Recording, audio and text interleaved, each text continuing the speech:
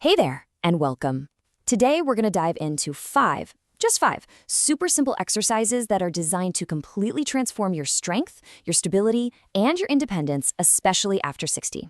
We're going to focus on the key movements that protect your joints and build that real functional power you use every single day. I mean, think about that for a second. It's a really powerful question, isn't it? We're not talking about complicated gym routines or any fancy equipment. Nope. We're talking about just a handful of smart, effective movements that are designed to keep you feeling younger and moving so much better. And that right there is the magic number for today. 5. That is it. A simple, totally manageable routine that can deliver some pretty incredible results. So let's get right to it, starting with the very foundation of all movement. Okay, so we're starting right at your body's center of power, the core. And listen, this isn't just about getting a six-pack or anything like that. It's about strengthening the central support system for literally everything you do.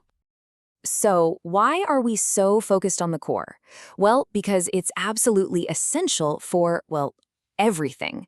Standing up nice and tall, getting out of a chair without that little crint, bending down to tie your shoes without that awful tweak in your back. It all starts right here. It all begins in your core.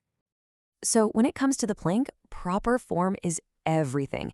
You're going to prop yourself up on your forearms, lift your hips, and the goal here is a perfectly straight line, like a board, from your head all the way to your heels.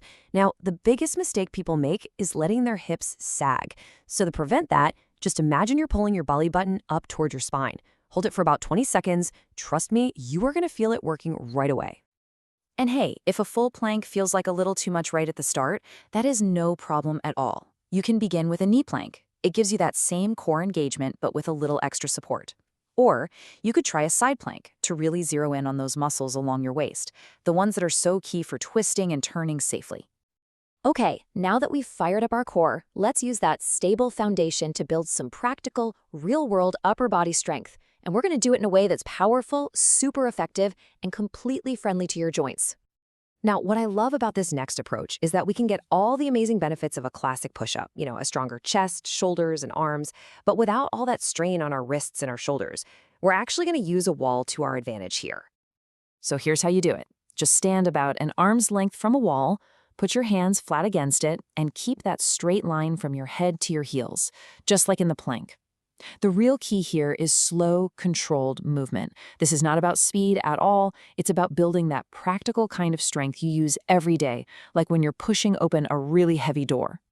All right, we've covered the core and the upper body. Now, let's shift our focus down to our legs and maybe just as importantly, our sense of balance and stability. This is huge. It might look pretty simple, but don't let that fool you. The horse stance is an absolute powerhouse. It strengthens your legs and your glutes without any of that high-impact pounding on your joints, and at the same time, it improves your balance, your posture, and even your focus. To do it right, you'll want to stand with your feet nice and wide, toes pointing out just a little bit. Then, just bend your knees and sink your hips down. But hey, only go as far as feels comfortable for you. The most important things to remember are to keep your back straight and your chest up. Just hold it there, remember to breathe, and feel those legs getting stronger. And listen, if you feel a little wobbly or unsteady, that is perfectly okay. Just do this near a wall or a sturdy chair. It's funny, even lightly touching it with your fingertips sends a signal to your brain that you're stable, and that gives you the confidence to hold the pose. Okay, this next part, I'd argue this is one of the most important things we'll talk about. We are going to learn the single most critical movement pattern for protecting your back in your day-to-day life. The movement we absolutely need to master is called the hip hinge. And it's a simple idea, but it's really profound. Instead of bending from your spine, rounding your lower back, you learn to push your hips back. This is the exact pattern you should use every single time you pick something up, whether it's a bag of groceries or your grandchild. It's the key to keeping your back safe. Now, to learn this safely, we're going to use a chair as a guide. Just stand right in front of it and practice pushing your hips straight backward, like you're about to sit down, but then you stop. Make sure you keep your back flat. You should feel a really nice, gentle stretch in the back of your legs. Then, to stand back up, squeeze your glutes. This is what trains the right muscles to do all the work. Okay, so once you've really mastered that basic movement, once it feels natural, you are ready to add a little bit of resistance to build even more of that real-world strength. And that's where the dumbbell hip hinge comes into play. And guess what? It's the exact same motion we just learned.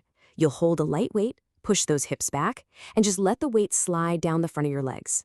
The most important thing to remember, your back stays flat. This is what strengthens your hamstrings, your glutes, and your lower back.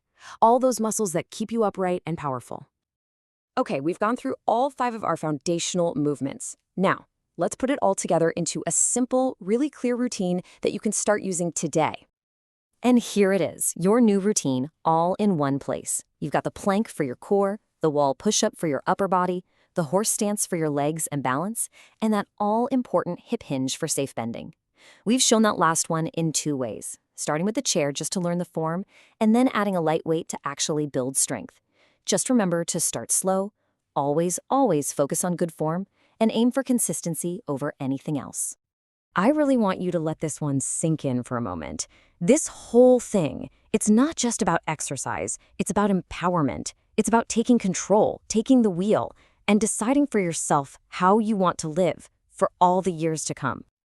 So I'm going to leave you with this thought. As you start to build this new foundation of strength and stability, what doors is that going to open for you? What new activities or hobbies or adventures are you going to feel confident enough to say yes to? Thanks so much for joining me.